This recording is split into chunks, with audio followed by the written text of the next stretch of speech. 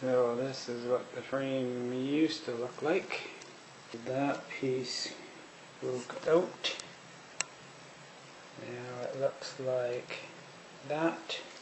And that's what's left of my skids. Wasn't a very hard hit, just a kind of a tap. It's very weak areas on the frame. So what we're going to do is put in a new frame.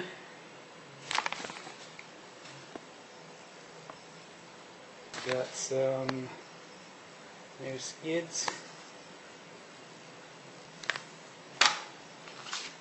The cause of the crash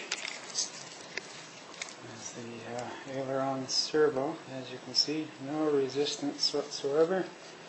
It was weak before I crashed it, and I should have replaced it before I flew again, but I didn't. Elevator servo seems to be working fine. I haven't had any problems with that. So we're also going to put in a new Aileron Servo. And when we take the old one out, when we take the old servo out, we're going to rebuild the gears, whatever is stripped in there, and keep it as a spare for now. Just the stock parts. I may also replace the main shaft. We'll have a look at that once we get it out. And in this package here we have a Lynx 13 and a 12 tooth pinion. I'm going to put the 13 tooth pinion in while I've got everything apart. And this is an updated set made out of a stronger material than brass. And so we'll see how that holds together. So I can disconnect everything from the receiver. Pull out the ESC, and we're going to take the 4 bolts, 4 Allen head screws out, and we're going to take the tail off and the tail supports. We're going to disconnect the servos and the gear, and we're going to pull the top assembly out as one piece, and we're going to split the frame open and start replacing parts. Okay, so I've loosened off the main gear. We'll just pull it out.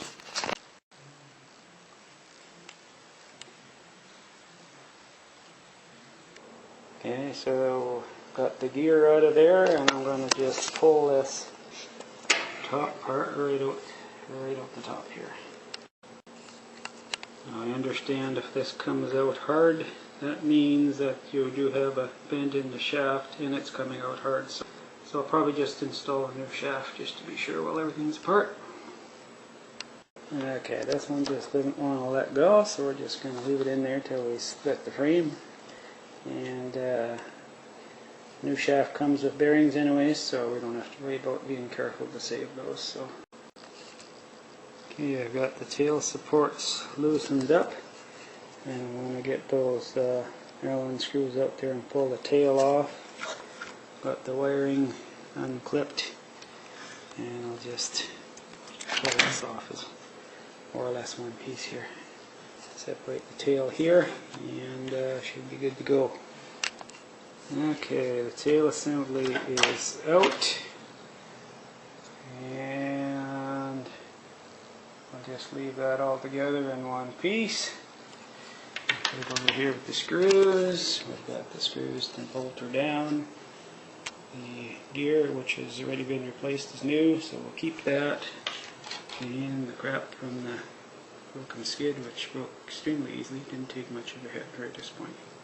And we pulled the servo out. That spot's now empty. And this servo has no give to it, and I can see the damaged area of the gears right in there. And there they're chewed up, and I've got replacements, so we'll put some new ones in and keep this on standby. We've added the speed controller ESC to the list of pieces removed. Let's just suck on the bubble tape onto the bottom here. Okay, we've got the motor out. There's the 4 screws with the washers that takes that out. So just 2 bolts through there, 2 bolts through there, and there's some adjustment on them so you can get the right mesh. And we'll work through that when we get to it. We're going to change out that pinion to a 13 tooth. Okay, we've got the little set screw, and it seems to want to come off hard. It's going to be tight. Okay, not hard at all. Just pushed it down first to break it loose a little bit and just pulled her up. You're ready to put the 13 tooth steel pinion on there. That of course goes on the flat side of the shaft there. So there's the stock 11 tooth pinion on the right and the replacement 13 tooth on the left. And you can't use just any pinion. These have a stepped hole inside, and if you try to use a different non-stepped one, you have to drill it out part way. I just took a felt pen and made a mark on there to make sure I was lining up with the flat side, and I'll slip that on and tighten it up. The new 13 tooth pinion is on there, and this is where these little crappy hex keys that come with the helicopter stop shining, and it's time really to break out the good ones just to make sure you get that snug, because it just spins in there once you get it starting to snug up. This is the new micro heli steel pinion gear as well. They say it's an improvement over the brass one. Okay, one screw take out and pulls out the elevator servo. So that's out, and we're going to split this so we can get that receiver off there stuck on real hard. 4 screws up top there. One screw up front there. Don't forget to take the Velcro off. That'll hold the thing together better than the screws. 2 screws down below there, and there. Screw there, and there's this one up front here. It's got to come out as well. Now we've separated enough to pull our shaft out. We'll see if we can get that bearing off. We're going to replace it anyways. Some of these screws here and down here are giving me some trouble, don't want to come out. Just want to spin, but we'll get them. Okay, we got the receiver free. That's really sticky stuff and hard to get off. Put a new piece on.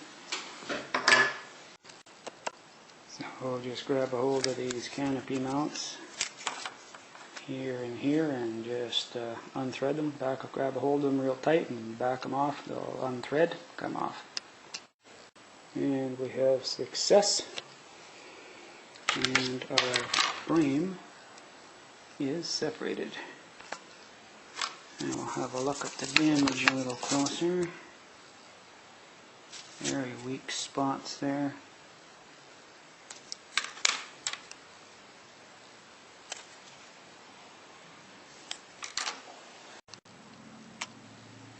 Look through all the holes and make sure all your screws are out. Some of them want to be ornery and stick in there. There's one. Just push them through with your little wrench there and make sure you got them all. So here's the new frame set. Runs about $10 or so up here in Canada, or 10 or 12, can't remember. Well, it looks like there's a little bit of damage in the hole from the main shaft here. It's kind of hard to tell, but It's hard, just slide only so far and then it jams, so we're going to put the new shaft on. So what we'll do before we put the new frame together is we will replace the main shaft here, new shaft and bearings, and reassemble this head and blades here.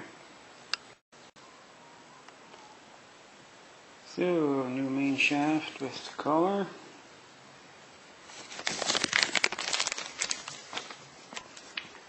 I thought it came with bearings, but it doesn't, so we'll have to reuse the bearings, and they seem to be quite fine. Okay, we've got the shaft and all that apart, and both bearings and the collar came off really hard, and I can't detect any bend in the shaft, but the new shaft, the bearings and everything goes on nice and smooth and easy, so it must be an issue, and it seems to be just right at the mounting holes where they've oblonged a bit and maybe deformed the metal. Anyways, the new shaft, it's not worth putting it all together without it. Okay, we have the new shaft in place with a new collar and the existing head links and swash plate, because everything there looks fine, and they all slip on quite easily from the bottom of the shaft, including the bearings. The new frame comes with a complete hardware kit with all the screws, bolts, nuts, and bearings, so we're going to put all that to use, and we're going to put all the other stuff that's reusable into the spare parts bin. It's kind of a nice touch to see that all that comes with the frame, so it's all new parts when it's going back together. So this is comparing the old frame to the new frame. Some extra reinforcing here, around here, here and here, but nothing really in the area where this one broke, so we will see if there's any advantage there. With the shaft here, there's a short side from the notch here, and that goes up, long side down, and the collar, the smooth side, goes up, and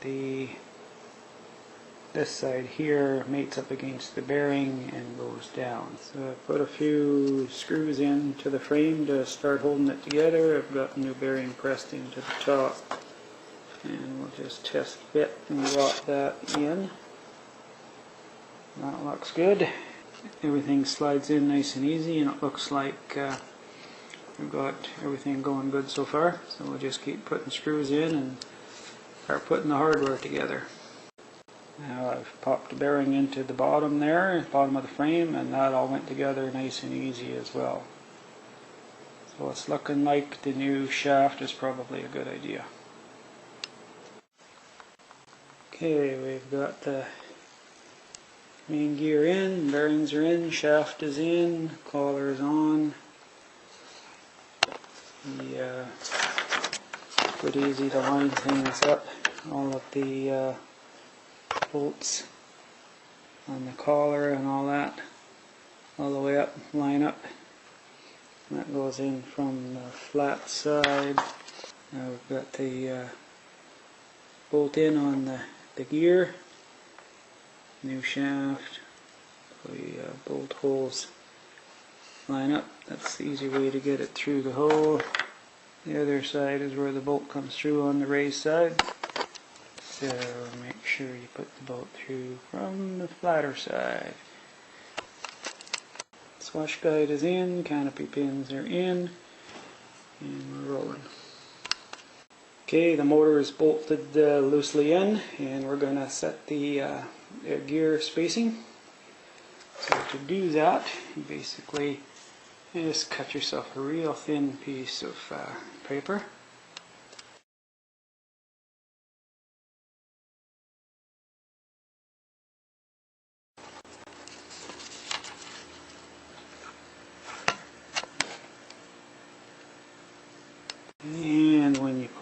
out. You have a nice little pattern on your paper, and you have your motor and your gear spacing in there the way it should be. Next thing we're going to do is slide the tail back in there and bolt that up. So kind of press it in there, and once you get it squeezed in there, press it until it's home, and it'll kind of lock into place, and you'll feel it when it's in the right spot and sitting where it needs to be bolted down. Okay, the tail piece is bolted in there, and if you were able to do that without any swearing, you're done good. Working with the tiny little 3 or 3.5 millimeter luck nuts in this dollar store wrench here. That was fun. But it's in, so we'll get the support brackets on now. And the supports are on, tail support arms are on. Starting to look kind of like a helicopter again. Okay, on your elevator servo, there's the bottom front that snaps into a slot, and then there's one screw up top. Your Aileron Servo just goes straight in, screw top and bottom. I had to reverse the servo arm on mine,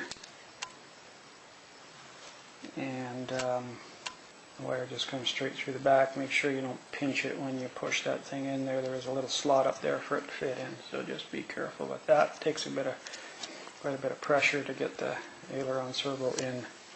The elevator servo as well, it just snaps into a little slot at the bottom there, and the screw at the top. It takes a little bit of snap to get that in as well.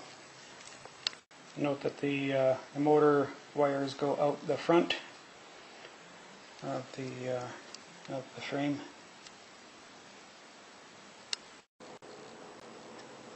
Okay, we've got some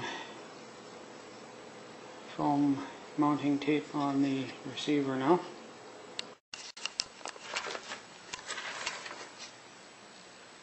And mounted. And we can start plugging things back in here soon. I've got everything plugged in. Pay very close attention to which wires go where, and the colors, as well as the colors on this connector, so that the motor turns the right direction. Mounted the ESC on the bottom with some two-sided tape, and put the skids over top to help hold it in place. So we just got to neaten up the wires. We'll give everything a test spin up first.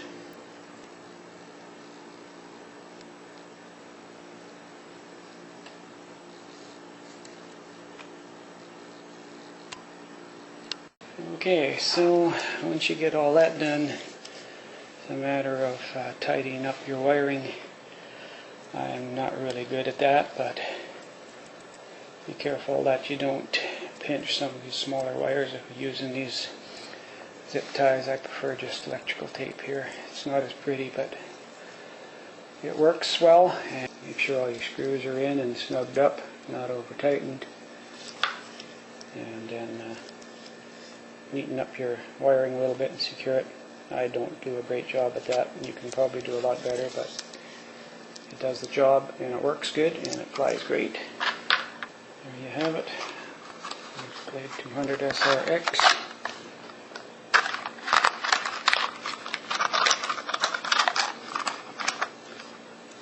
Ready to fly. I like to set it up with one antenna pointing forwards